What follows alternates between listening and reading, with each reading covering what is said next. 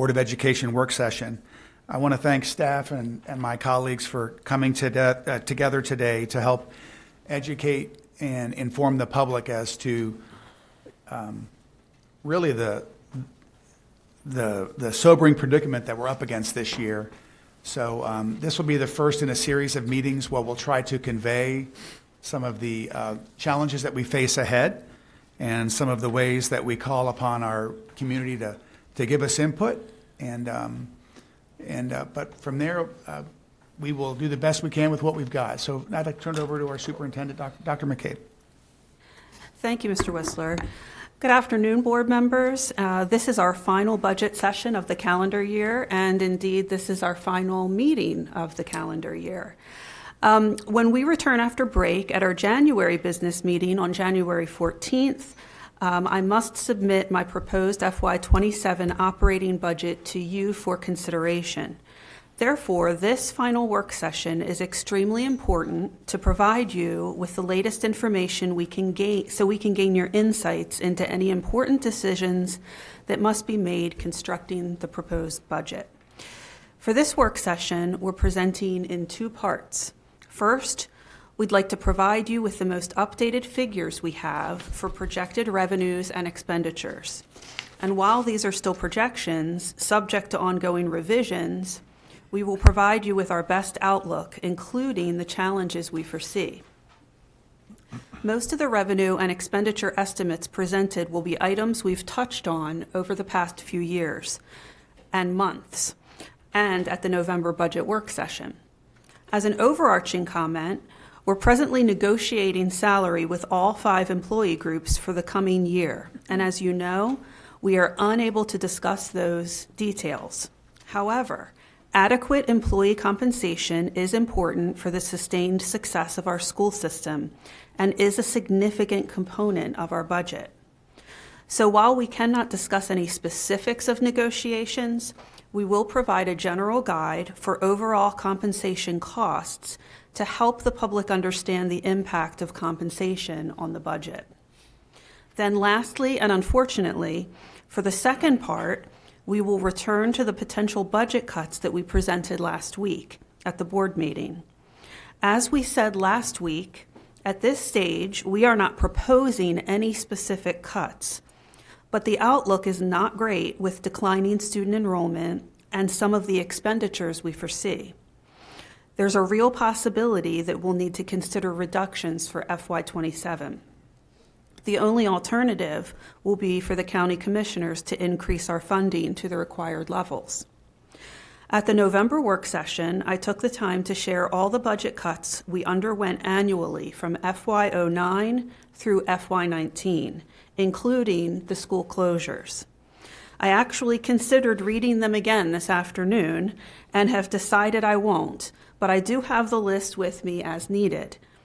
My point with this is that when we consider reductions, sometimes the feedback is, how could you want to cut this? Or please cut something other than that.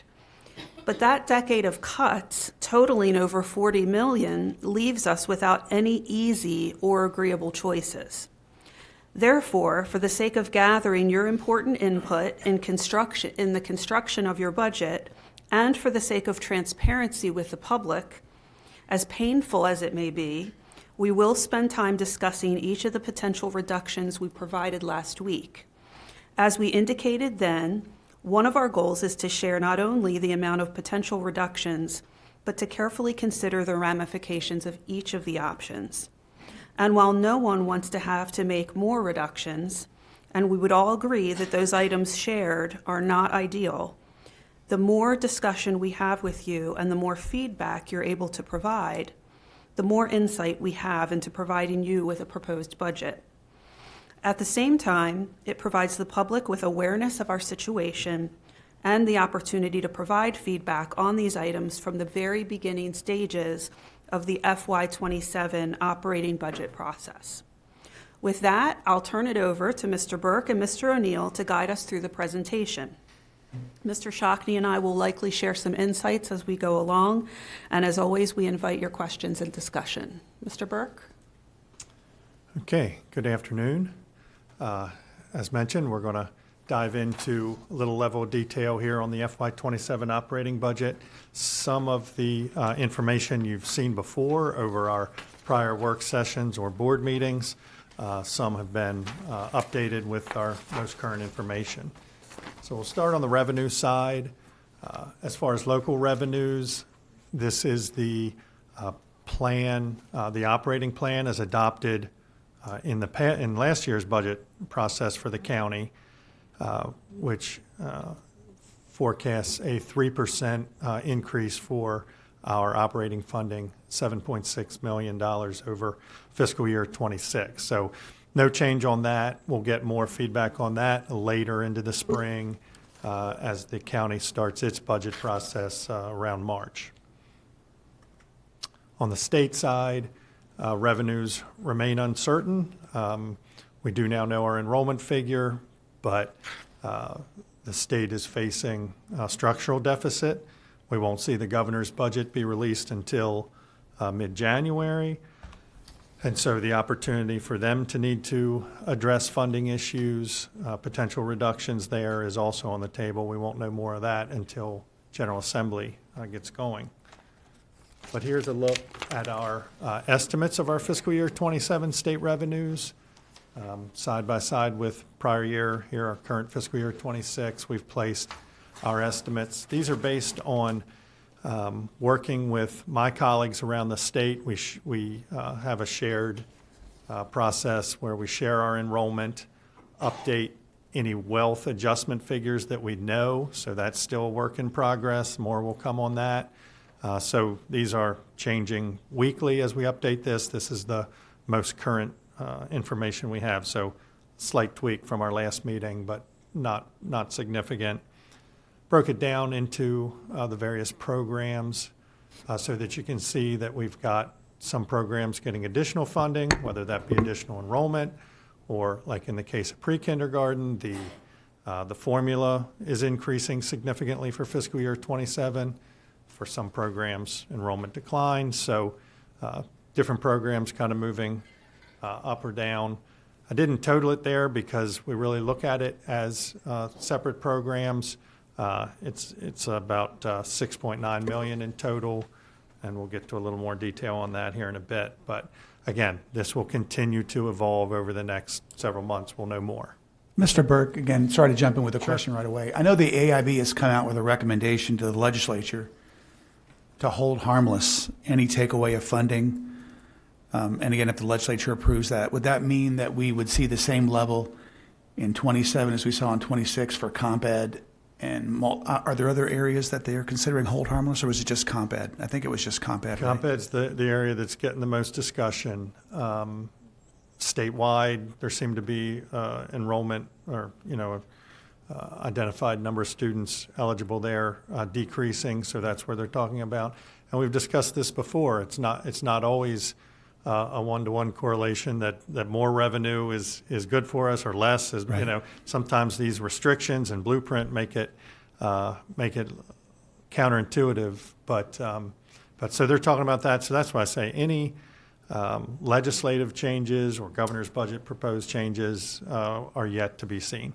Yeah, I just wonder if we'll see an additional $300,000 if they hold harmless. But that's possible. But I appreciate that. You've seen this slide just showing this is our current year's fiscal year 26 adopted, the way that we're breaking out each of our local and state revenue by program, by blueprint program. So that's last year's, and just wanted to kind of remind of that format. Now that's going forward, how we'll continue to present our fiscal year 27. And this is a snapshot of where those stand right now. So these are specifically blueprint shares and funding by program. Our state revenues have a few other revenue streams in them that are outside of blueprint, but here specifically our blueprint shares. Again, our best estimate right now with enrollment and wealth adjustment, but a look there at how that'll affect both the state and local share. And an important point now that while we look at the local funding, we're historically as a one big number from the county and lots of flexibility as to how we use that. Blueprint is creating more and more restrictions on how we can use both state and local revenues. So combined, looking at ongoing available operating revenue, county and state combined about $14.5 million. As I mentioned, more information to come. That's our best estimate where we stand right now. So then we look on the expenditure side and what pressures and what estimates are we seeing projected for spending needs for fiscal year 27. As we have the last several years, we continue to chase and be affected by inflationary impacts on utilities, on various operating costs from insurance, employee benefits, health, and so forth. Various contracts and services that we have. So this will continue to dig into this as we're analyzing our budget requests for the year, but sort of broad brush for the year, seeing about $8 million in impact there. We have the remaining costs from the fiscal year 26 negotiated compensation arrangement that deferred the annual increment or step component of salary, so that not all of it was recognized for fiscal year 26. The remaining portion that gets picked up needs to be included into our fiscal year 27 budget, about $2.4 million there. Mr. Burke? Sure. Very quickly, I had noticed earlier this week, there was an article in the Carroll County Times regarding the budget and the process that we're getting ready to go through. And a lot of the conversations or comments that I saw were regarding the charter school program. I think it's important to note that and remind the public again that the charter school is something we have no control of. That is something that is required by the state. And I didn't know if Mr. O'Mealy could just comment on that real quick, that it's a process and the law states we have to follow the process. It's correct that we have to follow the process in approving a charter, and it's also correct in that the charter application process does not allow for consideration of whether or not funding for the charter school has a detrimental impact upon the Board of Education's budget. That is not an appropriate consideration according to the Maryland State Board of Education and the judicial decisions upholding that provision of the charter law. Thank you. I just wanted to remind the public again, because it's something that is out of our hands locally.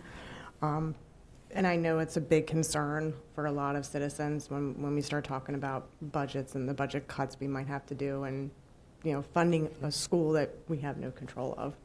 Sure, yeah, that's a significant impact for us in fiscal year 27. We're still trying to understand, and we'll gather more guidance coming out of the state, MSDE, about sort of the formula for how you fund the charter school in a per pupil way.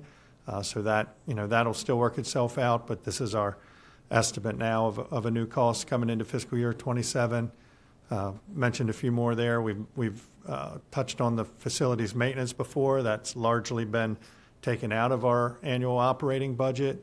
Often fund balance being used as a method of addressing facility maintenance needs. But as we have seen our fund balance get to a level where we'd rather not touch it here as we look to replenish back to a comfortable level, that puts some pressure on the operating side. Again, mentioned Blueprint, so some required additional programs requiring additional investment for fiscal year 27, pre-K being the big one. As that program formula jumps up and our funding jumps up, that requires that spending be reported in that area. So again, maybe it's more revenue on the one side, but drives us to some decisions on the spending side. So continue to adjust to the technology and device replacement. We'll talk more about that, as that continues. So as you can see, on the prior slide, we looked at $14.5 million of ongoing operating revenue. The identified expenditures that don't include, at this point, new fiscal year 27 employee compensation in excess of that amount at $19.5 million. So as the superintendent mentioned in her remarks, what's hanging out there is employee compensation. And while we're in the midst of negotiations right now with our various groups, we did just want to give some context system-wide as we look at what kind of impact would come from an annual increment or a step on our scales, about $6 million, and the effect of a 1% COLA on those scales at $2.9 million. So you can see, as a large employer and personnel costs being the large majority of our budget, when we look to enhance compensation, that's going to be a big driver to our budget. So that's still hanging out there as well. So again, sort of broad brush as to what we're looking at as we put together the budget and try to come into balance before we present a proposed budget, seeing the effects of the inflation, some new cost drivers, and looking at compensation outpacing our revenue growth. And so that's what we're going to talk about more. And Yeah, Mr. Burke, on the previous slide, you showed the charter school cost. That's a one-time cost, right? That's not recurring. That will become recurring, and that's the low end. So this is the initial year of operation where a couple things are happening. The application indicated, and if it goes according to that, the application indicated that they would start with kindergarten through sixth, I believe, through sixth grade. Right. And then over the following 2 years would add a seventh grade and then an eighth grade. So we would see that increase as the enrollment for the school increased over the next 2 years. Right. And then, of course, they'd begin to face operating inflationary costs as well. So we look at this as an initial ongoing cost that we would think would grow into the $5.5 to $6 million range over the next 2 to 3 years. Okay. And then the top line there, inflationary costs. I mean, inflation is coming down. So I'm curious your confidence in that figure and whether or not it could come down. I'm not sure when you calculated these things. Did you use it during the most recent inflationary kind of projections, or was it something that you used from last year? Yeah, we don't just put an inflationary adjustment and broad stroke it quite like that. We get a little more in than that. So we're looking at comparing our budgets with actual experience. We generally lag by 1 to 2 years by the time we are still catching up. So pretty firm confidence that we are trying to adjust our budgets to catch up to inflationary costs that, for the most part, often have already happened. Utilities might be the Utilities is outlier great. there, where we're, able to see and hear from the market where we believe it's going over the next 12 to 18 months. And so with that one, we're trying to project, but all indicators seem to be that those costs are driving upward. Yeah. So it appears like it's a $10 million hole, and then the next screen, the potential labor increases. We could be facing a pretty serious hole here to fill.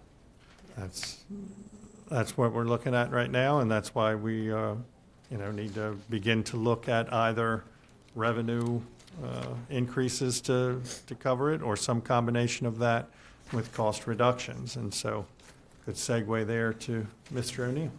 Maybe to go back a slide, follow up a little bit more on Mr. Whistler's questions. So inflation, we're sort of distilling a whole lot of things into one row on a slide for the sake of this. Some of those items are sort of set, and it doesn't mean inflation can't still change going forward, but if we just take transportation as one example, There's various components that make up the formula for how we reimburse bus contractors. We set the maintenance rate, I think, in October-ish, Mike. And so that, for better or worse, we're sticking with that date, and that's now what we do, and they know that. So that's like an inflationary rate, a CPI rate that we're living with it based on October. We know the price of new buses from manufacturers when we factor in what's going to be the new PVA. So those are examples of things that are in fact set, and they shouldn't move. We make our best guess at what diesel's going to be, and kind of hope we land in a good place. So some of these things are set. Our insurance rates with our actuaries are set. And other things, like Rob was describing, it's sort of, some of inflation is just what other mandates have occurred in departments. What are they seeing as actuals? We're trying to account for all of that. So there's a whole lot of things beyond the 4 we have listed in the parentheses that go into that. The charter schools, a bit of a complicated question, because you could also make a case that depending on what their enrollment turns out to be in real life, and none of us know that yet, that to the extent there are some students who become enrolled who are not presently enrolled in Carroll County, not in 27, but in 28, once they're included in the enrollment count from the fall, then to some extent picking up new students who aren't presently enrolled does maybe help offset some of those operating costs. That's just tricky to know until we get a bit, a lot further down the road. And now this part of the presentation, Mr. Burke said I should do. You drew the short straw. I noticed Mr. Whistler went and got a box of Kleenex before this started, and that alarmed me a little bit. So, this is a return to the discussion we just had a week ago with you, and our goal here today is similar as it was a week ago. As Superintendent said, we're not yet at a point where we're, marking reductions and beginning to program them into a proposed budget, but you just heard the outlook, and barring, some significant changes, it looks like there's a likelihood that we could need to face reductions to balance the budget. And so we presented this list last Wednesday at your business meeting as an opportunity to just sort of frame it again for the public and for you. I offered to Dr. Dorsey last week, if there's something on this list that you never want to hear about again, even today, let us know and we won't do it. And what we promised was we would do our best today to try to not just say, here's an item and here's some savings that could be gained by cutting this item, but to talk more about what else happens if we make that decision. What are the ramifications of each of these decisions? So we have a list of items. It's not, I don't pretend that it's exhaustive, that there's not something else that could come out of conversation here that's a fair item to discuss as well. And so we want to have that discussion. And if we leave today with 3 or more of you saying we've heard enough about that and we don't want to see that again. If you have to do cuts to balance the budget as is proposed, don't include this thing and don't include that thing, then that's what we'll do after today. Likewise, it gets to be a bit of a tight timeline with the winter break, but if there are things that come to mind either during this discussion or following this discussion where you say, again, I'll try to quit saying this every time, but with the understanding that no one would want to make any of these reductions. But I'd also like you as a board member to look at this thing. If you get that information to us, we'll spend time over the winter break, and when we come back, bringing other items back to you for consideration later as well. So now we're going to step through the items, I think, in the order we had them listed at the board meeting last week. And this is that opportunity, hopefully, to talk about them in a little bit more detail, explain what the reduction would be, what the savings in the budget would be, and more importantly than that, perhaps, what does it mean? There's always something that happens if we make this decision, whether it's a good or bad something. There's ramifications for those decisions. So, starting with the outdoor school program, any budgetary savings we would realize by eliminating the outdoor school program are based completely on the positions that are associated with the outdoor school. We don't own the facilities. We don't own the property, so that's not a savings there, and nor is it a dilemma, because we would it would revert to the county. They would do whatever they want or need to do with the property. It's theirs. because these savings are associated with positions, those savings are then ongoing each year. It's not a sort of a one-time, or it's this amount in '27, but a lesser amount in outer years. We would be realizing about a $1.1 million savings. And I know I'm going to say this a few times tonight, and it's not going to make anybody happy for any of the items where I say this. But the outdoor school is a wonderful supplement to the mandated curriculum. You've heard testimony last year from people who had experiences there that they found fulfilling, or in some cases life-changing. But it's not a mandated part of the curriculum. It's a tremendous supplement to the mandated curriculum, but it's not required by law. And so, unfortunately, with the cuts that Dr. McCabe outlined that we've already made, these are the kinds of choices we're making now. It's a very unique program. It's out there. It's outdoors. There's night hikes and things like that go on. There's trees everywhere that sometimes fall down, so there is a little bit of risk management that people like me sometimes sit and worry about with outdoor school. If that's a positive in any way, it does eliminate some risk management associated out there. But overall, most people will tell you that it was a positive experience for them, and maybe some wouldn't. I'll also add here that I have spoken to many parents and community members over the last year of really looking at outdoor school and can we afford to continue it. One of the questions that I'm asked a lot is, would it help if we got rid of the overnight portion and we just had students go during the day? And my answer to that is no, that doesn't help, because we still need that as many FTE, teacher FTE out there, even if they're not, even if there's not a night portion of it, the teachers there are still teaching all day long. Yeah, that's a good point. And I don't know this would be one of those things where if we get to the point where we're doing this, we'd have to tease out every detail. I'm not sure that it might not cost more, in fact, because there's some savings that would come with the day program. None of the positions would be savings, but there are some stipends for employees who spend the night there. Those would obviously go away if it was a day program, but the transportation costs would increase fivefold per sixth grade who's going there. So that might actually cost more, not less, to try to convert it to a day school program.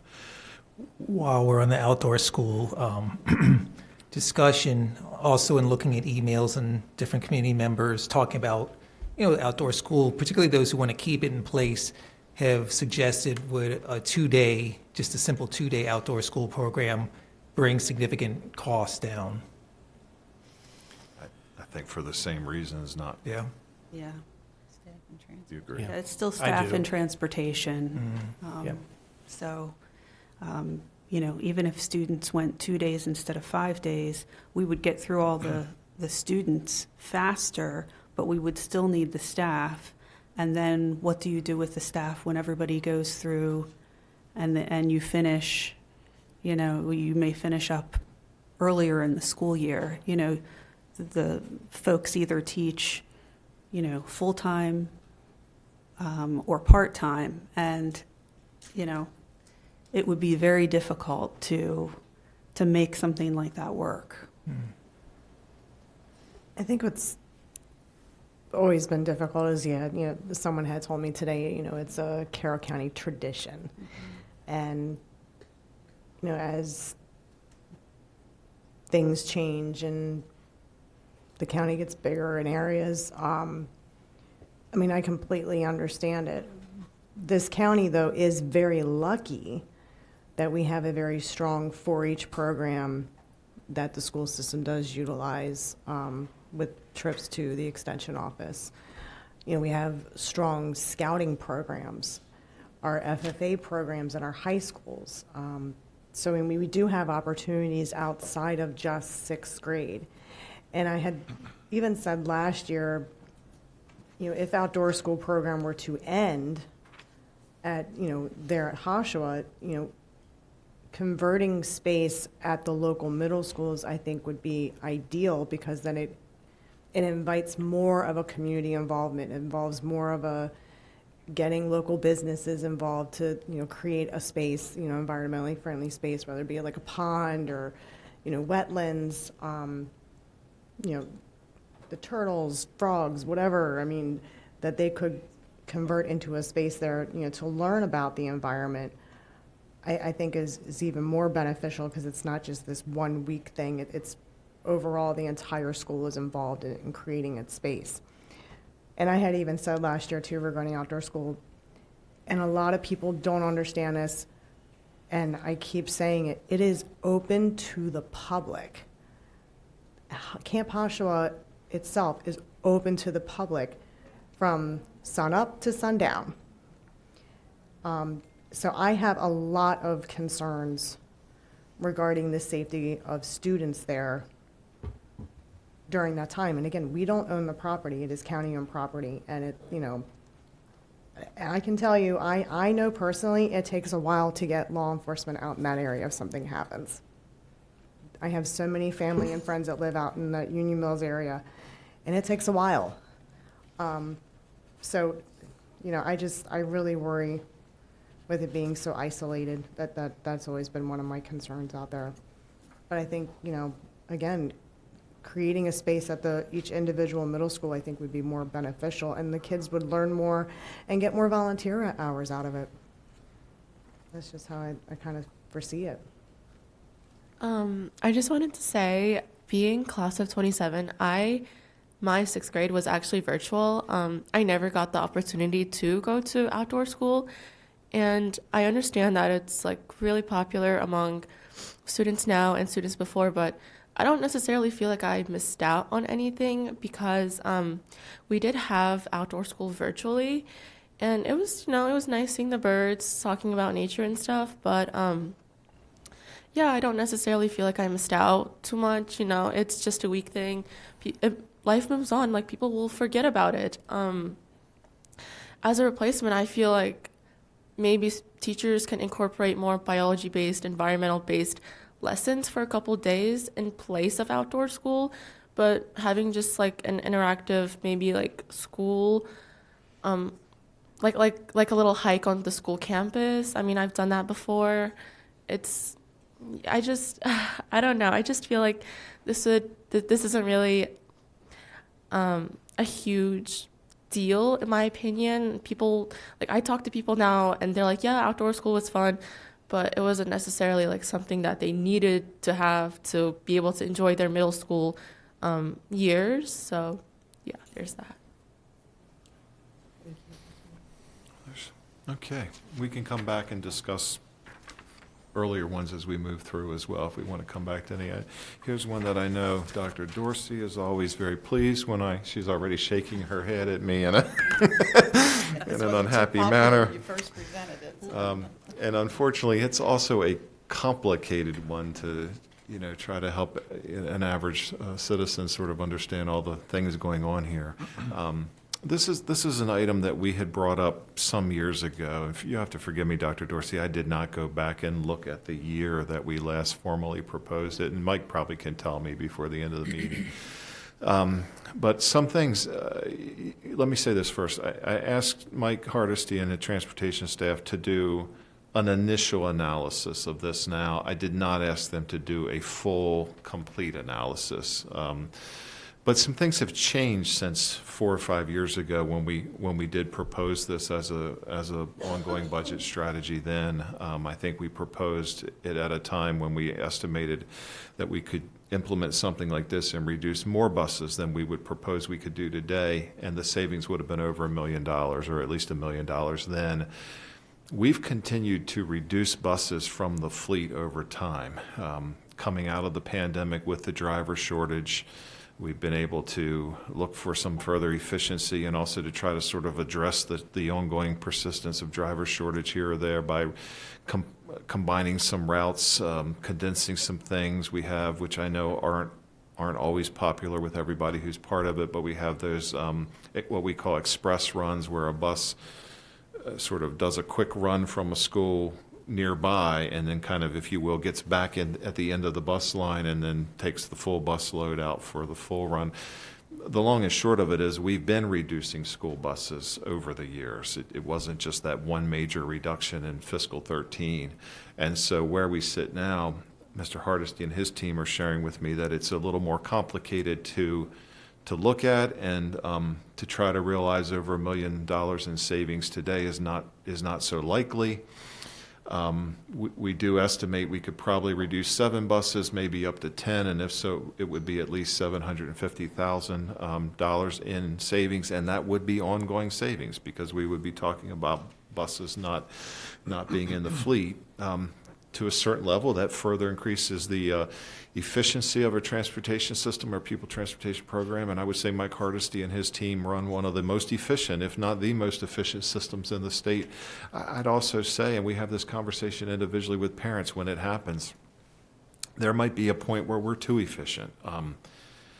As we deal with, it's nowhere near like it was, and it's nowhere near like other surrounding counties, I think, deal with. But as we still deal with the driver shortage, and that sometimes on a certain day when a bus can't go, some years ago we could deal with it. We could address it in real time. Maybe not in exactly the minute your student would get on the bus on an ordinary day, but we could sort of in the morning in real time, Mike and his folks could piece together a couple more buses and make a route and still get those students to school.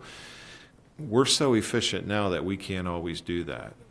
Depending on where it might occur in a county, if there's a driver who can't come in on a certain day, we may not be able to do that anymore. And I know we had a time at Century earlier this year where we had to tell some families, we can't get your student to school today. So touting efficiency is generally always something we want to do. I do think it's fair to sometimes say, how much more efficient can we get here? Another thing Mike and I didn't want to leave unsaid is any savings you realize in the school system's operating budget is a direct loss in revenue from our independent bus contractors in the county. We pay them to drive the buses, and so there's sort of an inverse local business impact that goes there. And then these last two areas, I think, are the ones that bother Dr. Dorsey the most. And I'm very nervous to see her looking at me the way she is right now. But Letting you go on. but to do this, to make this work, what it really means is we have to adjust the start and end times for schools, to create a fourth tier and to have the buses available to run a fourth tier. So right now our school system operates on generally 3 tiers, and a bus, in the most ideal, efficient manner, a bus goes out in the morning and, let's say in most cases, picks up high school students and takes them to school. And then it goes back out again and picks up middle school students and brings them to school. And then that same bus goes out a third time and picks up elementary students and brings them to school. What we're getting at here is the concept of setting up a few elementary schools to be fourth tier schools. So we'd be trying to get 4 runs out of some buses for a few elementary schools, and that's your savings. That's where you can reduce the buses. But to do that, we'd have to make some pretty significant shifts in start and end times for many schools, if not all. High schools would start very early. We'd have the earliest start times in the state for high schools. Middle schools would shift up because those are generally first and second tier schools. And you'd have those fourth tier elementary schools. You absolutely would have students getting home after 5 p.m., which this time of year would mean in some cases students getting home in the dark. And if it's a snow or a bad weather day, I mean, they could even be getting home after 5 p.m. Yes, ma'am. I used to be in several schools where we were the last run, and I would not appreciate getting calls from prior principals saying, the bus was late getting to me today, so it's going to be late coming to you. And so, again, it does make an awfully long day for elementary kids when we have to keep them at school for a long time. And to be clear, just because my family happens to be one of those families, there are currently children who are not getting home from school until 4:45 as it is. And then you throw in a flat tire and my kiddos aren't getting home until closer to 5:15, 5:30 as it is. So just...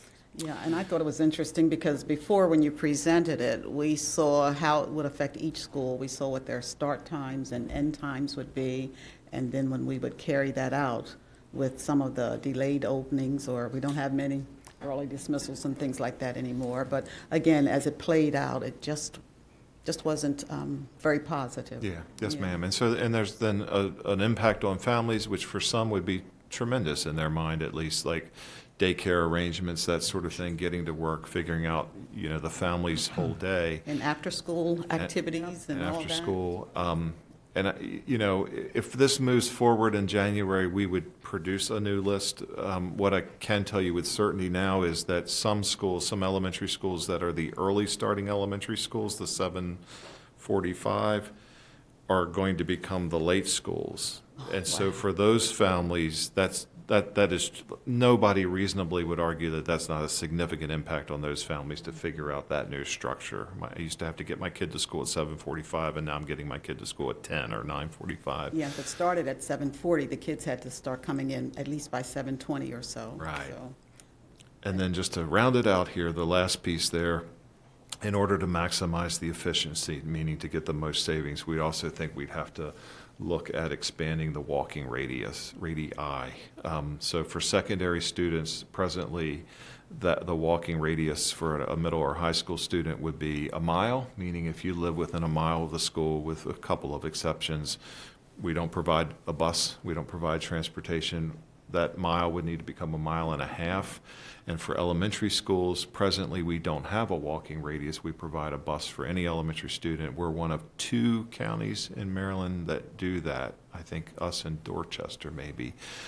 We would have to become one of the 22 other counties who do have a 1-mile walking radius for elementary schools. And I think if 2 of you would say it out loud, Dr. Dorsey would tell me not to bring this back ever again. well, again, I'm just thinking that last item that you just mentioned was, again, a major concern. Having been a part of a school where kids would walk back and forth, and to have kids involved in accidents, I mean, it certainly is horrible. I remember a couple of years ago, well, it's been more than a couple of years because I think Sophia was in elementary school at the time, but we used to have crossing guards. And then that was one of the budget cuts, was crossing guards. I mean, it's been many, many years, I believe. It may be that it may predate me. I was going to bring that up, but I don't want to cut you off on No, your you're good. thought. I was just gonna say, Yeah. like, Just a couple of things. I will get to crossing guards. So just because we don't have a formal walking radius doesn't mean some students don't walk to school. But compared to other counties, we have very few walkers.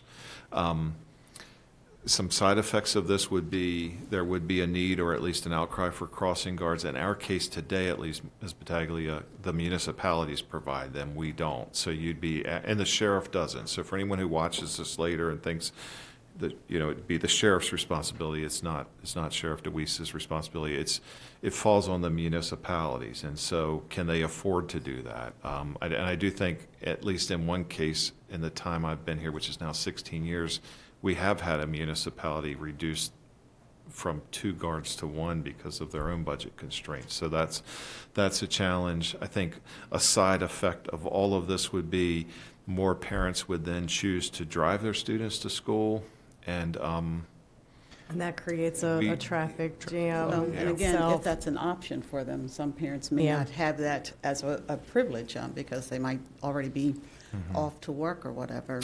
I can remember there used to be a crossing guard on Monroe Street, taking care of the traffic between St. John's and West Willie Winchester as the kids were going back and forth. I'll look at Mike, and Mike can come to the podium if he needs to. Are there crossing guards anywhere outside of Taneytown today? That's it. And there's just the one there now. So that's it. There's one crossing guard in Right. Carroll County today. And I would not expect parents, to volunteer their time because it can be dangerous. Because, I mean, again, you're standing in the middle of the road and you're hoping that somebody's going to stop while children are crossing the road. I don't want that to fall on any of our parents, any of our staff, or even the school system if somebody does not do what they're supposed to do and stop at the crosswalks. And to me, that's, it's a safety issue too, expanding the radius, because roads have gotten busier. I mean, there's no doubt in that. I think anybody could say anytime they've driven past the school, like, traffic is crazy and it just gets busier and busier. So I think, to me, I definitely would not want to put students at risk at all, or staff or anyone. I'll just ask the question, and it cannot be answered, and that'll be fine. Is it the sense of this board, at least three of you, that you would never want to see this be part of? Before the board answers, can I just ask another question? These are awful options so far, outdoor school and the transportation tier, creating the fourth transportation tier. It's getting progressively worse, it looks, kind of as we look through these pages. And Cindy, I know you have the list and you weren't planning on reading it. Could you just remind us again the cuts that we've made in the past and why it's so important that we are looking at these awful decisions? If we don't get an infusion, these are the kinds of cuts that we realistically are looking at making. Sure. And I'll try not to read every single position and program, but I'll try to summarize as best I can. I don't think it hurts if you do. In fiscal year '09, we got rid of the community learning centers, otherwise known as the CLCs, that mainly for our middle school students, after school programs, and that was $1 million. In FY10, we cut 10 teachers, 3 high school assistant principals, and 6 positions at central office. We also cut the rest of our community learning centers and cut our central office budgets. In FY11, we cut 38 central office positions, 19 teacher positions, and then we cut from our maintenance budgets our central office budgets. We reduced the number of site-based substitutes and reduced specific work years for certain employees. In FY12, we cut 10 teachers, 3.5 media clerks, 1.5 ILA specialists, 1 crisis counselor, 1 media specialist, 9 floater custodians, 4.1 central office administrators, 4 government HSA teachers, 3 central office clericals, 1 kindergarten assistant, 1 bus driver, and then we also made cuts to utilities, the transportation, fuel budget, materials, supplies, and equipment. We cut the case duty year by a day. We completely cut out our education foundation and made some other salary adjustments. In FY13, we cut 15 teachers, 16.5 clerical staff, 14.5 central office administrators, 5.5 instructional assistants, 1 pupil personnel worker, 2 bus assistants, 1 school counselor, and then as far as programs go, we enacted the Transportation Efficiency Plan. We reduced CCPN funding, work year reductions, and we went to paperless payroll. In FY14, we cut 20.5 custodians, 15 teachers, and then we had general hiring turnover, which every year was able to save us some money. In FY14, we eliminated HSA FTE, that was 4. We reduced construction project managers by 1. We took 2 FTE from our CETV program, 1 cut from the coordinator of service learning, and then for programs, we cut our hourly recess monitors. We used some fund balance that year, so that cut fund balance and reduced the case duty year by another day. In FY15, we cut 15 teachers, 2 Judy Center employees, 2.4 media specialists, 5 school clericals, 1 we put a hold on the director of high schools position, 1 construction project manager, and then for programs, we reduced computer replacement, textbooks, materials, and supplies. We reduced our interpreter program. We reduced monies for utilities and hiring turnover. For FY16, we cut 55.2 FTE because of our school closures. We cut 10 teaching positions. And we also that year saw the savings that were included in running those buildings. In FY17, we cut 50 teacher FTE through a retirement incentive. We cut 6 high school student service program FTE, 1.5 outdoor school assistant. That year, we also benefited from hiring turnover, and we reduced hourly funding. In FY18, we reduced 15 teachers. We benefited from hiring turnover once again, utilities, and cut general spending, like in the other category. And finally, in FY19, we cut 21 teachers, 5 central office clericals, 1 purchasing buyer, 1 FTE out of our print shop that we closed here. We had hiring turnover again. We reduced multiple central office accounts. And that was it. So based off of all the cuts, there's truly nowhere else to cut but what you're presenting this afternoon, excuse me. And I just looking at the preliminary expenditures and the representative cost for the employee compensation, it looks like we're looking at least a 10 to 15 million, if not more, deficit. So there's a possibility we would have to make all the cuts that you're suggesting today if we didn't get some kind of infusion. Yes.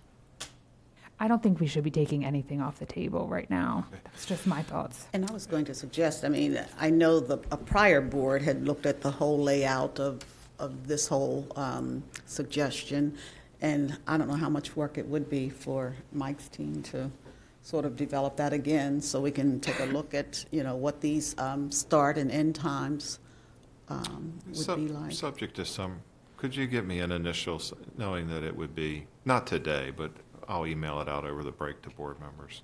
Sort of what is the start time today, what would be the start time in the future, school by school? Is that something your team could put together during break? I would hate for them to work during break. Right, or even could we just see the data from last time rather than recreating the wheel?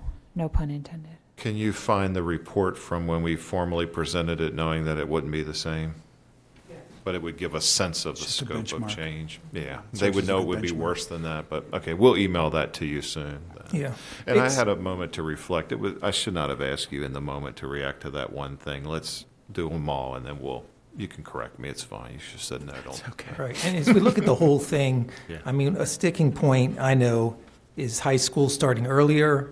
There are already these studies that are saying that our students aren't sleeping enough, they're not getting enough rest, and what's going to be the residual effects of that in terms of, we love our test scores, and we love our students achieving, will those scores go down?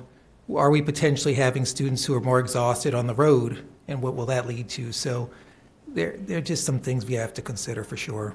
Jasmina does not look excited about And an our earlier student rep start. doesn't care for it either. Yeah, I still have another year. I also just had a question. So the savings, 750K, does that also account for the additional money that would be into paying the school bus drivers for working longer? Yes, because there might be there might be a handful of drivers who have a slightly longer workday, but we would be removing 7 to 10 buses completely out of the fleet. Yeah, so they're adjusting for that. I've been researching, and I don't like what I'm seeing, but there are a lot of districts around the country going to a 4-day school week. I'm not sure if that's something that we've thought about doing, but again, I don't like what I'm seeing with regards to academic outcomes, impact on families with regards to that extra day of childcare, food nutrition issues for, some kids, they come to school and they eat their only meals here. Let's get real, that does happen. But I'm not suggesting we implement that, but that's just another option that we could consider one day in the future. I can't say we haven't ever discussed the idea in passing, but for many of the reasons you mentioned, we never pursued it further than that up till now. I'd be worried about the calendar year with that. Yeah. Because we were mandated 180 days. So, Yeah. we're already having emails about when we're starting school because of Labor Day. They would, that would extend into July. Yeah, I'm talking just for essence. students, but some of the research I'm looking at, that fifth day is, you cannibalize some of those half days into that fifth day. So it's a different calendar for staff, a different calendar for students per se, but yeah, just, again, we're at the point now where, gosh, what else can we do thinking outside the box? But I don't like what I see with regards to that 4-day school week for students. And this is something that the legislature in Annapolis is looking at too, is giving districts a little more flexibility in determining not only school year, but school days and hours in a school day. There are some districts who want to look at year-round schooling and Right. other ideas like that. Not that that would help us with our issue here, but because some districts are looking to go in that direction, I think Annapolis is looking at how much flexibility they can give to school systems for some creative ideas. Let's try a different one. You're not getting any better, John. No, not really. Oh, here we go. This is one we've talked about for over a year now as well, and I know you had a work session dedicated specifically to this. It is the first one on the list as we go through them today that's a little bit different in that the ongoing nature of the savings, or even the first year of the savings, is not as clear cut as the first two. Sticking specifically with how we budget the replacement of devices alone, just sort of the technology line items in the budget, there would be about $1 million of savings in that first year for any 3 grade levels that we would move away from a 1-to-1 student device ratio. But even within the technology part of the budget, that would not be a permanent each year. There'd be an annual savings. It would be less than that in the successive years after the first year. There's also, as you learned at the work session, a series of offsetting costs to sort of convert the curriculum in a different manner than where it is presently. And so those things fall in the areas of textbooks, curriculum writing, professional development, and other instructional supplemental materials. And so that could be, depending on the content areas and that sort of thing, perhaps $1.5 million of kind of what I would consider sort of one-time cost to make that transition. At this point, many of our teachers are sort of fully integrated with technology and the learning management system into what we're doing. State assessments are delivered via devices, so that's a consideration. And then at the bottom there, like one of the things that sort of does bug me about Blueprint is there's different places where the state and the Blueprint law is requiring us to carve out part of the foundation amount to fund specific programs. So in general, we say the foundation is the part of the budget, part of state funding that's flexible for you. You can generally use it, but this is an area where they earmark a certain amount be spent on technology. Other examples of that would be the amount that goes to workforce development for the middle school career development components as part of that partnership. I'm missing another big one right now. When we return to teacher time, that's carved out of the foundation, and that's not until 29. But it's not my favorite thing about Blueprint that they earmark carve-outs of the foundation, but this is, for what it's worth, one of those areas. I don't know, Nick, if you want to comment or. Yeah, if you remember back to our technology work session a month or so ago, in which we kind of broke this down a little bit further, our initial estimate was about $5 to $7 million in cost, and that was across looking at 6th grade levels at that time. We took a closer look at that. And really started to itemize by those categories. Obviously, the most expensive one is curricular materials, textbooks, those paper things. And then obviously recognizing that we'll have to rewrite curriculum, and that has a small cost. There's also additional costs for what I would call consumables or manipulatives associated with the curriculum, and then some funding for professional learning, because obviously we make a change, we need to do some training with staff. So we've taken a much closer look at that, and I think that we've kind of looked at it now, because I know I tried to mirror the savings with potentially offsetting costs. So the savings would be at a 3-level band. We took a closer look at that at a 3-level band as opposed to a 6. I would just say, in general, I would expect costs, that's kind of about an average, because I would expect costs potentially to be a little higher at the middle level than they would be at the elementary level. We've purchased some materials recently that kind of gives us some benchmarking or range finding for what would be appropriate. But I'll caution the 1.5, I think is it could be, it very well could be more than that. I think the difficult piece is until we really get a curriculum writing team to identify a specific resource that we would use, go to that vendor, get an estimate on the cost, and then work back those very specifics by content area. That number is still a little bit, I think it's a little bit more specific, but that could adjust either way as we go with that. But nothing new there. That's we talked about that before at the work session, saying that a transition away from technology will have offsetting instructional costs. I'll try to pick up my pace here to just allow for some general discussion at the end. Here's one we mentioned once last year, and that was it, and so we brought it back last week to talk about again. This will be wildly unpopular with almost everyone, I would think. But the general theme here was, as we thought about outdoor school, what else is not required or mandated that's sort of supplemental to the educational program? Athletics and extracurriculars are not. We do charge fees, and so I have tried to generally work with staff to try to adjust this number to reflect that, because if we were to say we're not going to have any athletics, then we would also be foregoing the revenue we gain from the fees that are part of it. I think the number for athletics would be somewhere around 2.5 and 600,000 for the other extracurriculars. So backed out the $500,000 from athletics to account for the offsetting of the fees.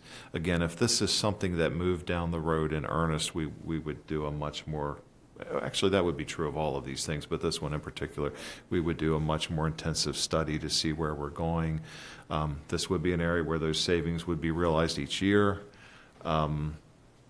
But much like outdoor school, maybe even more magnified than outdoor school. These are the supplemental opportunities that bring students to school. And I don't just mean athletics, because I happen to be a sports guy. The other extracurricular activities areas as well sometimes are the motivating element for students to come to school routine, to attend regularly. And I think most of us would agree involvement in these kinds of activities leads to a more well-rounded learning experience and a more well-rounded student or adult in the long run. So this is also tricky, because I don't think anyone realistically would say, let's eliminate it altogether. But then what is the conversation? If it, what would we look at specifically?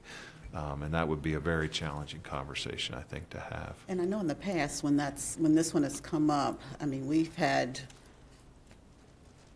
community members, staff members share research and studies about the benefits of having kids participate in music programs and art programs, and certainly athletics, as you've mentioned. So again, we know that it does help to make a more rounded student when we involve them in these things. Then you look at some kids who really, excel in their sports or even in the arts. They're able to get scholarships and help towards their future education. So, it's a lot to think about. Has there been any, have we looked at what schools may have more participants in an activity versus another?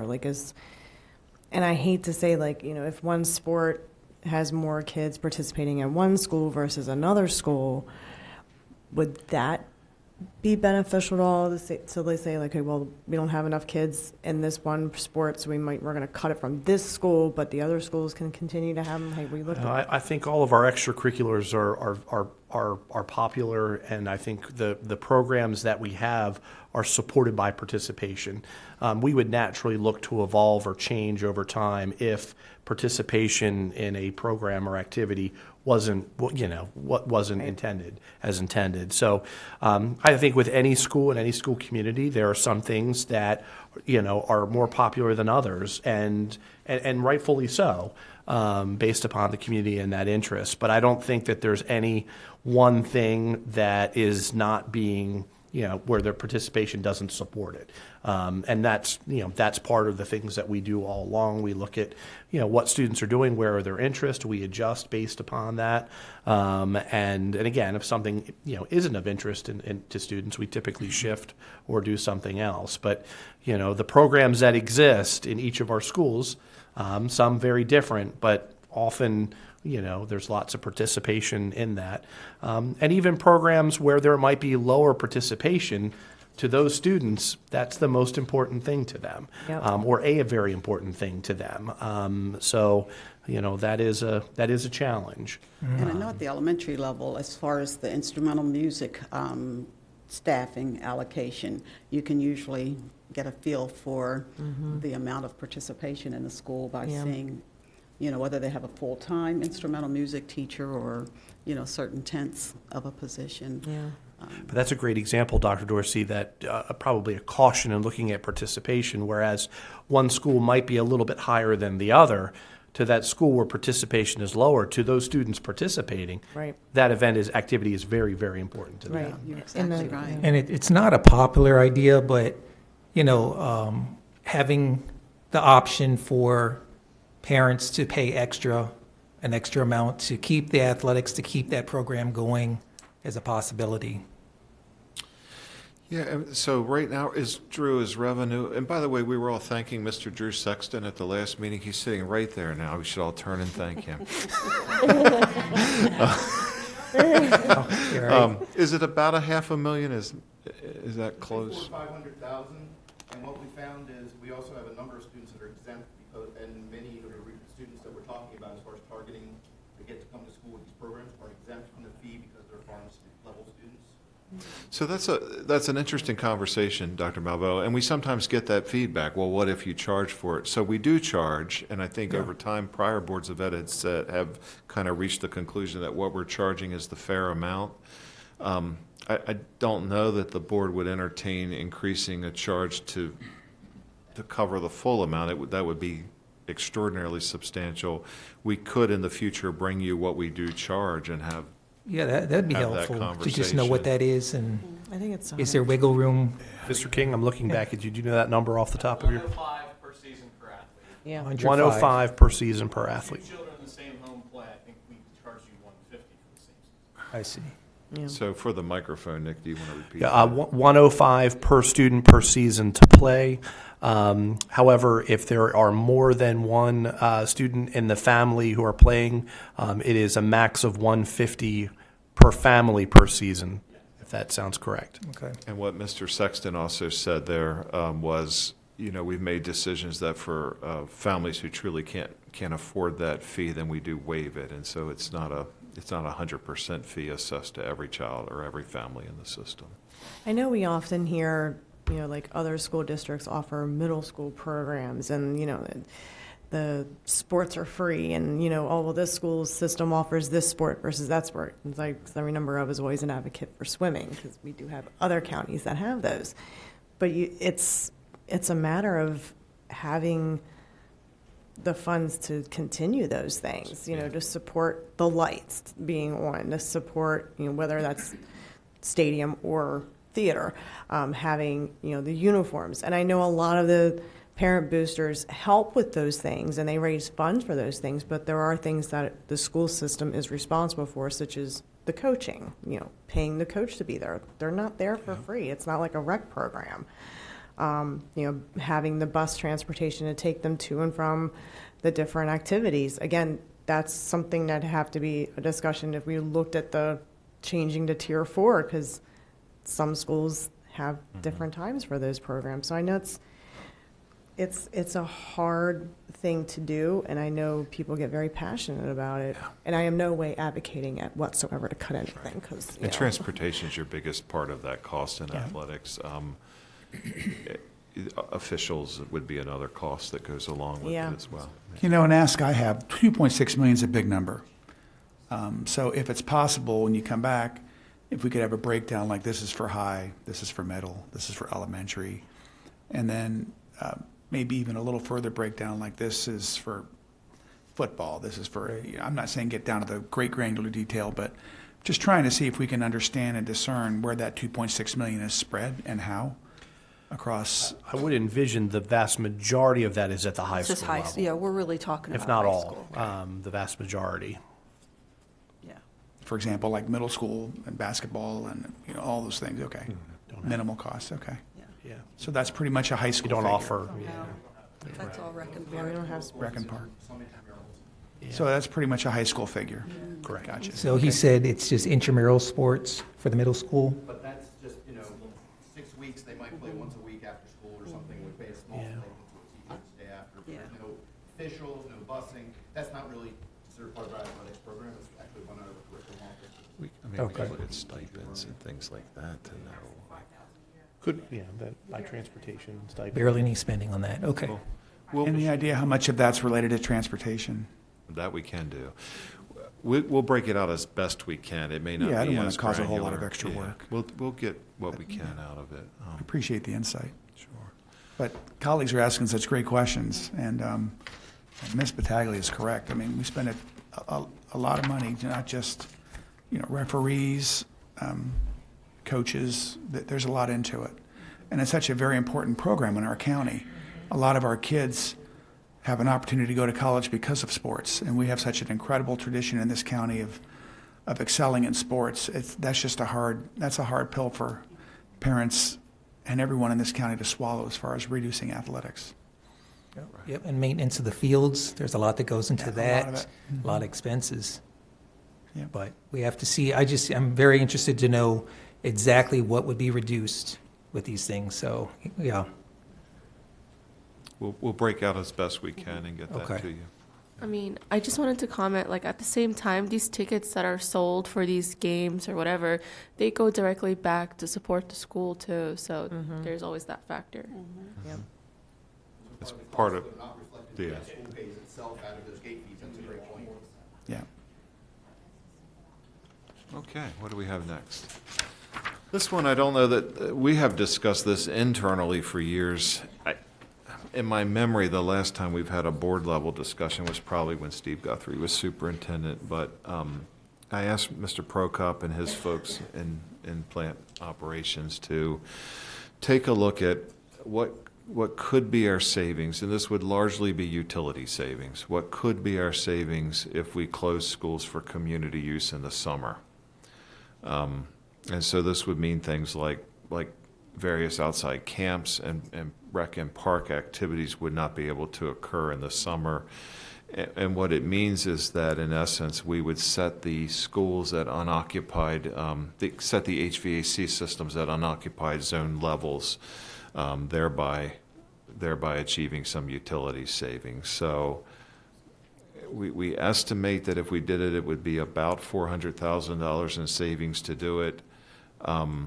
Similar to the conversation with athletics or other things we've talked about, would be, the obvious downside is you're denying some opportunities for children in our communities to participate in these things in our buildings in the summer.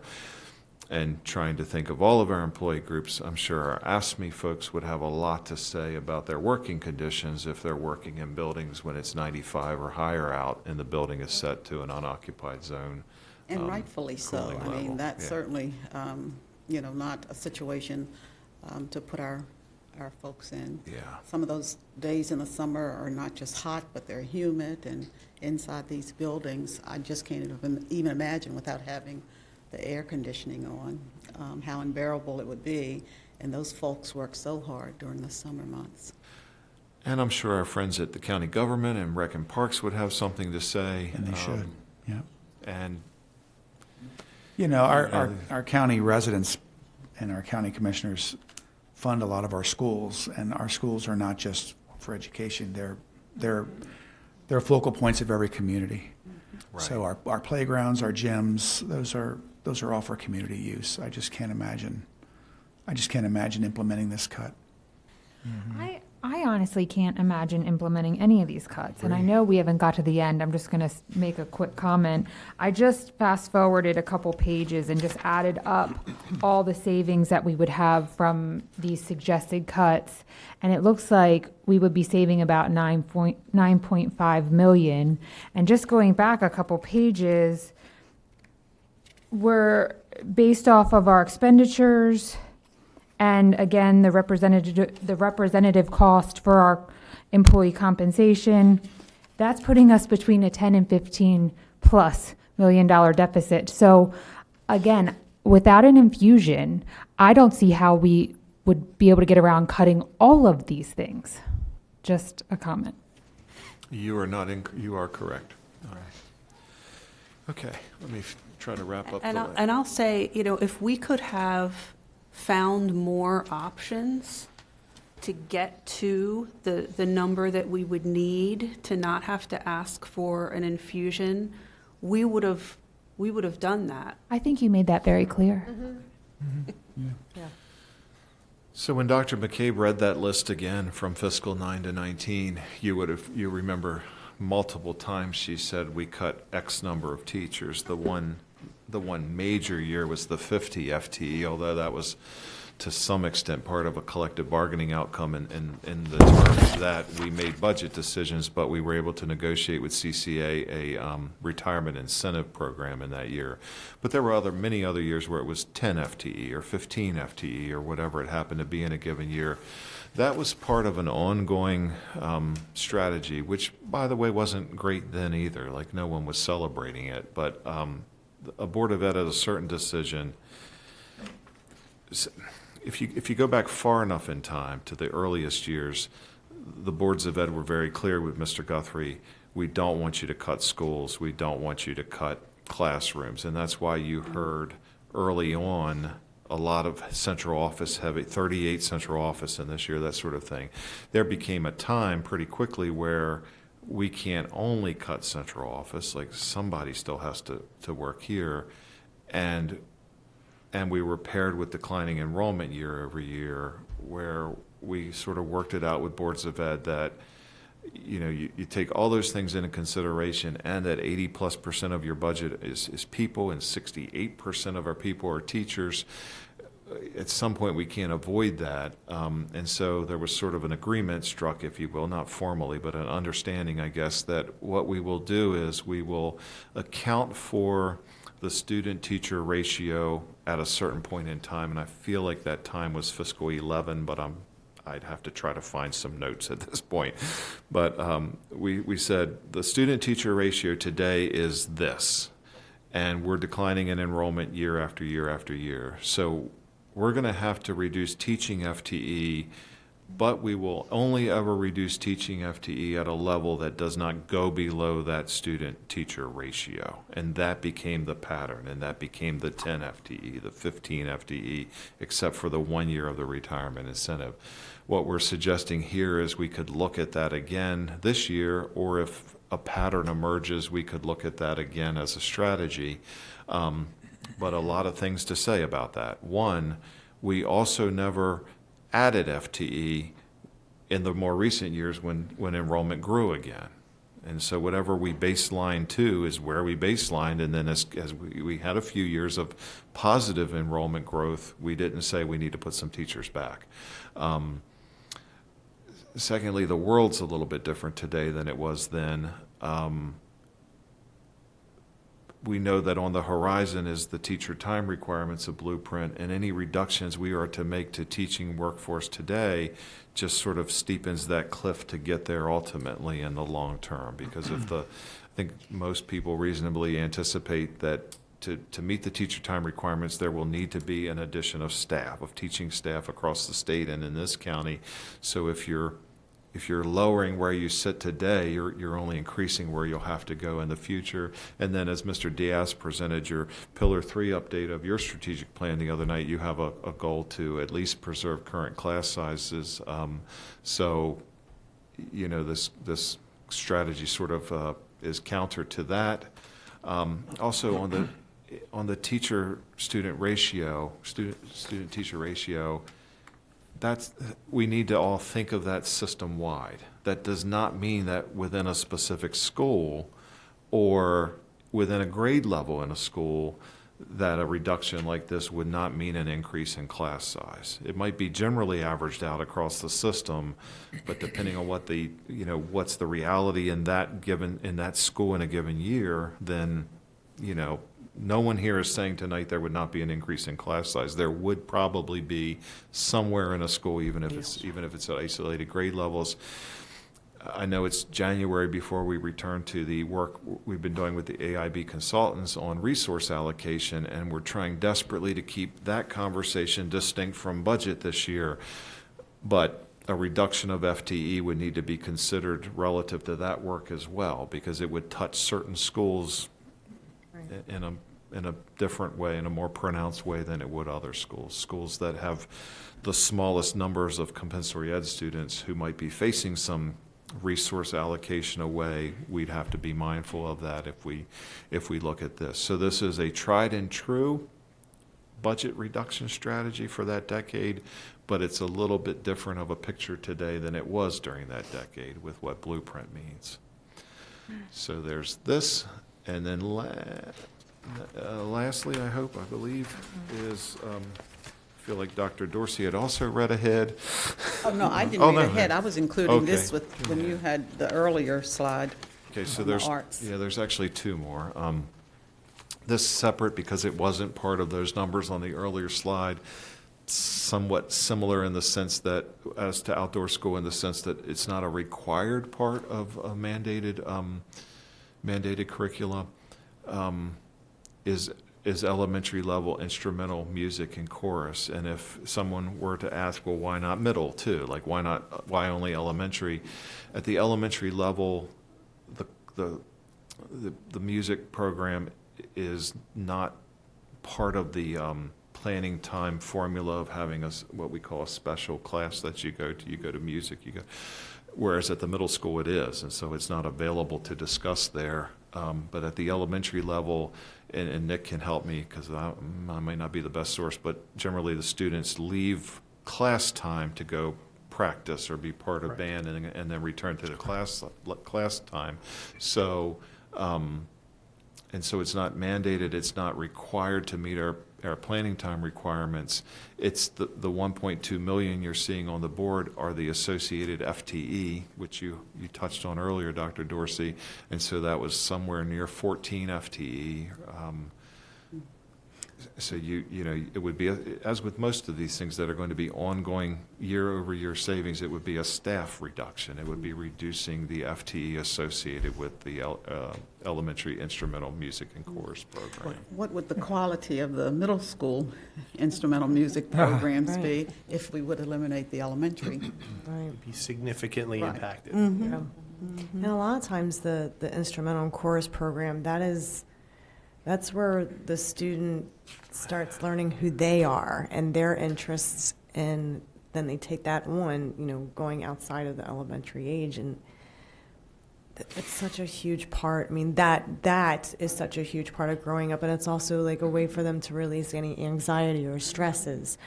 They take a lot of pride in the music program and the chorus program in the elementary age, 4th and 5th grade. So I know that's a toughie. And I mean, I know all three of my kids benefited from learning different instrumental music, and some took on, their own life later on and, continued with it. And so, yeah, that's a tough one that I hate saying, and I don't like it. I'll just say I don't like it. It's a little perplexing too in that, the FTE, they're not just teaching music, they're not just teaching chorus, they are full-time usually instructors. So that figure seems a little high, a savings of 1.2, just because these are teachers who are teaching reading or math or Oh, whatever no, else? No, No. no, Not at no, all? no, no. No. The vocal music teachers at the elementary level also have their course programs. So the vocal music, is a part of the special area allocation used for planning time. But then they have time during either a free period when they bring in the course members and work with them. And instrumental music teachers are altogether separate. Correct. Okay. Yeah, and I know some schools share them, correct? Most do. of which are in a shared capacity, but the total number of FTE equals the projected savings. Well, what we offer is such a balanced program. I mean, there's opportunity for all kids to sort of find themselves and find their niche and just sort of shine, so to speak. So, again, it's just hard hearing, where we are at this point. We won't have any more holiday programs. What are we gonna do on, a Thursday night going, I like going to go see all the holiday programs, so I think I'd be sad to get rid of. No, I don't like that. And then mercifully, lastly, we could look at materials of instruction. Materials of instruction are budgeted in a couple of ways.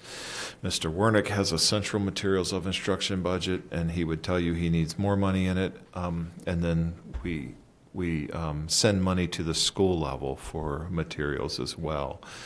I believe this is right over the last years that Dr. McCabe went through. There was a time when I first came here to work where there was sort of a base amount of money that went to each school, and then on top of that base amount, on a per pupilized basis, we gave schools additional money, just generally overall student numbers.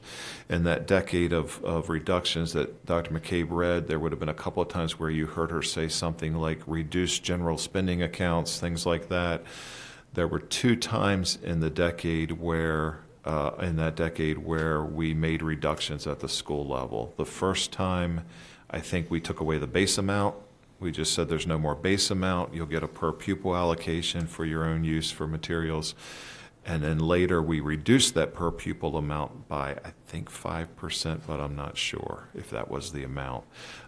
So I say that to tell you twice we've reduced what I'm talking about now, and never once have we restored it in all of the years. Not as student, it would have gone up with student enrollment, but in terms of recognizing inflationary changes and what that means for our principals running their schools, we've never increased it.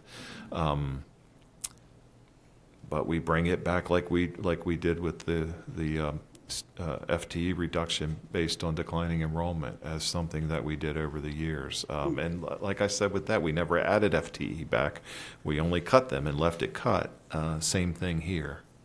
And this doesn't include the textbooks. This is just separate from that. This would not. And this currently is a pain point. Just bringing back some feedback that I've gotten from my ambassador schools, I am hearing from the principals that this is a pain point as it is. Yep. And then No, go ahead. And then lastly, just a reminder, Rob mentioned this early on, here's where fund balance stands, and there's some pressure on the operating budget here in particular in the world of facility maintenance, because we don't see this as a place that we can, in good conscience, recommend you go for a year or two. And so that's why you saw that $2 million associated with maintenance early on.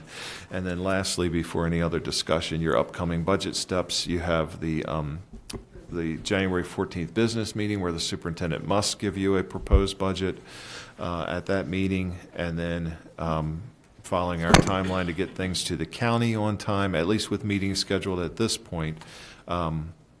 At the February 11th business meeting is when you would then adopt your, as the Board of Ed, budget request to go to the county government. It has to be to them by March by state law. That's not an us rule or an option. By our own rules, we have to have a hearing, a public hearing in between when the superintendent gives you a proposed budget and before you adopt your budget request. And so at this point, we'd have to hold that hearing on February 11th prior to the meeting, unless you want to have discussion about additional dates to discuss budget or to have the hearing. And I think that's it, other than questions and discussion. I would like to see some additional dates, just because Dr. McCabe is going to present her budget on the 14th, and the governor is going to present on the 21st. Is Is that right? I think January 21st is when he must submit his budget. So there might be some changes just from that. Is that correct? Very much could be. So I think we absolutely need another meeting shortly after the governor presents his. So after January 21st. Right. Maybe perhaps the week of the 26th. Yeah. Yeah. Yeah, Yeah. I'll make a pitch for our staff or my staff. This is all going to be hard, obviously, but if you get late into, and I know we're talking about the earlier part, but if we struggle through making the decisions, if you get beyond the mid-February date, it's a lot of effort to put the budget together in the format it needs to be put in to go to the county government. So the more work we could do up front to stick to that February 11th date for your adoption would be ideal.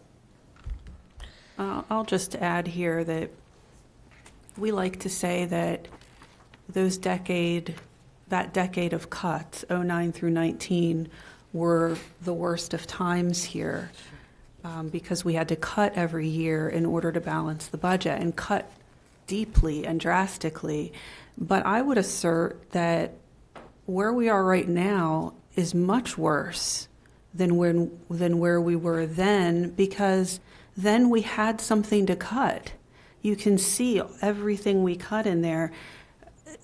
What we've presented to you this afternoon, none of those cuts are easy cuts. None of those cuts are things that any of us think are good for students or good for families. Not that the cuts in that decade were good, but there were some things that we were able to cut because of circumstances that didn't hurt as much. This, what we've presented to you today, is very painful. Every cut that we've put up there is very painful. I think in the past, the big difference was, the message was, we will stay away from the classroom. Yes. We will not affect changes to the instruction, changes that would directly impact students.